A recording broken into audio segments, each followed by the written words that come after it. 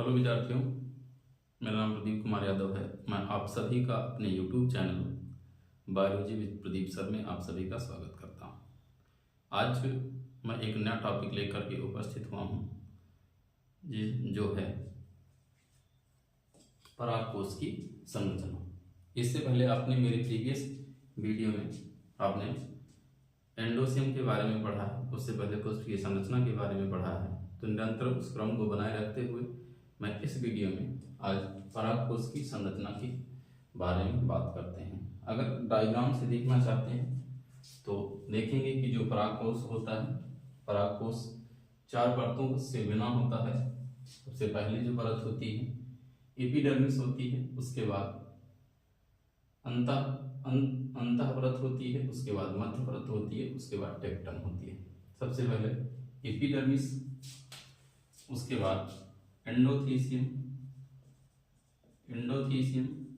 उसके बाद middle layer, उसके बाद टेक्टम। ये 4 परतों का बना होता है।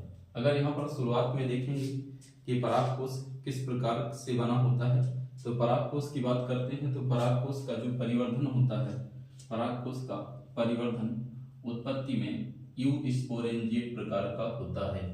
मीन्स यह आर्किस्पोरियल कोशिकाओं से मिलकर के बना होता है। आर्किस्पोरियल अर्थात यह आर्किस्पोरियल कोशिकाओं का बना होता है। पूर्ण बीजाणु कोशिकाएं मीन्स यहाँ पर अगर परागकोश के परिवर्धन की बात करते हैं उत्पत्ति में, तो कैसा होता है, आर्किस्पोरेंजिएट होता है, अर्थात आर्किस्पोरियल कोशिकाओं से बना होता है। अगर इसको देखेंगे तो ये अनुप्रस्थ काट में गोल दिखाई देता है। अनुप्रस्थ काट में परागकोश गोल दिखाई देता है। अनुप्रस्थ काट में जो परागकोश होता है गोल दिखाई देता है। और परागकोश में निम्नलिखित स्तर पाए जाते हैं। सबसे पहले अभी मैंने डायग्राम में बताया कि सबसे पहले एपिडर्मिस होता है, जो परागकोश के सबसे बाहर उपस्थित होता है और परागकोश को वायु सुरक्षा प्रदान करता है। तो सबसे पहले हम एपिडर्मिस की बात करते हैं, अधिचर्म की बात करते हैं। तो अधिचर्म परागकोश का सबसे बाहरी स्तर होता है। परंतु यह उत्पत्ति में पूर्ण बीजाणु आर्किस्पोरियल नहीं होता है। अभी हम आर्किस्पोरियल परतों की बात करेंगे। आर्किस्पोरियल में अंतः स्तर हो जाएगा, मध्य परत हो जाएगी, टेक्टम हो जाएगी। लेकिन यह उत्पत्ति में आर्किस्पोरियल कोशिकाओं से इस अधिचर्म का निर्माण नहीं होता है। ये अधिचर्म क्या होता है, एपिडर्मिस क्या होता है, परागकोश को बाहर से सुरक्षा प्रदान करती है। ये जो लेयर होती है ये सबसे बाहर होती है और ये क्या करती है, परागकोश को सुरक्षा प्रदान करती है और एक कोश की मोटी होती है। तो अधिचर्म, उसके बाद हम बात करते हैं। इसके बाद एपिडर्मिस के बाद कौन सी परत होती है, अधिचर्म उपस्थित होती है। एपिडर्मिस के नीचे कौन सी परत होती है, ये अधिचर्म उपस्थित होती है, जिसे हम एंडोथीसियम कहते हैं। यहाँ पर अंतः स्तर एपिडर्मिस के ठीक नीचे एंडोथीसियम प्रेजेंट होता है। जो सबसे ऊपर का स्तर होता है ये एपिडर्मिस के जस्ट नीचे जो स्तर होता है उसी का नाम होता है अंतः स्तर। यहाँ पर अंतः स्तर देखते हैं एंडोथीसियम, यह अधिचर्म के ठीक नीचे उपस्थित होता है। यह एक कोशिकीय मोटी परत का स्तर होता है। परागकोश के परिपक्व होने के दौरान, परागकोश जब मैच्योर होता है, जब परिपक्व होता है, तो इसमें बहुत सारे परिवर्तन देखने को मिलते हैं।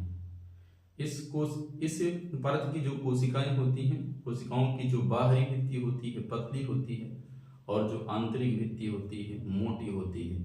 क्योंकि आंतरिक भित्तियों व अरीय भित्तियों पर अल्फा सेलुलोज का स्थूलन होता है और कैलोज बैंड भी उपस्थित होते हैं। यहाँ पर अगर देखेंगे कि आंतरिक भित्ति जो होती है एंडोथीसियम की, उन भित्तियों पर अल्फा सेलुलोज का स्थूलन होता है और इन्हीं भित्तियों पर जो एंडोथीसियम की आंतरिक भित्ति होती है, इसी भित्ति पर अल्फा सेलुलोज का स्थूलन एवं कैलोज बैंड भी उपस्थित होता है। और वह स्थान जहां पर, अर्थात एंडोथीसियम का वह स्थान जहां पर अल्फा सेलुलोज और कैलोज बैंड उपस्थित नहीं होता है, उस स्थान को हम स्टोमियम कहते हैं। क्योंकि बाद में जो एंथर होता है, जो परागकोश होता है, उसका जो डेhiscence होगा पराग परिपक्वन के बाद, वो उसी स्थान पर होता है जहां पर एंडोथीसियम में कैलोज का बैंड और अल्फा सेलुलोज का स्थूलन नहीं होता है। उसी स्थान को हम स्टोमियम कहते हैं। अर्थात जब वह स्थान जहां से परागकोश का स्फुटन होता है, वह स्थान स्टोमियम ही कहलाता है। मीन्स उस स्थान पर ना तो कैलोज बैंड उपस्थित होगा, ना ही अल्फा सेलुलोज का स्फुटन होता है। उसके बाद हम और ये बात करते हैं, तो ये जो परत होती है एंडोथीसियम परत, इन्हीं रेशेदार स्थूलन के कारण आर्द्रता ग्राही होती है। अर्थात जब कभी भी मौसम में नमी होगी तो वो नमी को एब्जॉर्ब करेगा, ग्रहण कर लेगा, और जैसे ही मौसम गर्मी का होगा वैसे ही नमी को क्या करेगा, त्याग देगी।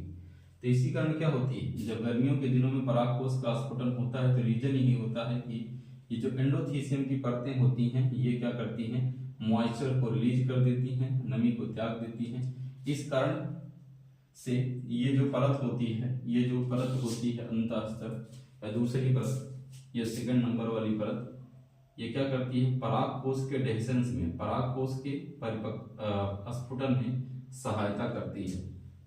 और यह उसी स्थान से फटती है जहां पर क्या होता है, अल्फा सेलुलोज का स्थूलन और कैलोज बैंड उपस्थित नहीं होता है। अब ये तो परत रही, सबसे पहले हो गई एपिडर्मिस, दूसरी हो गई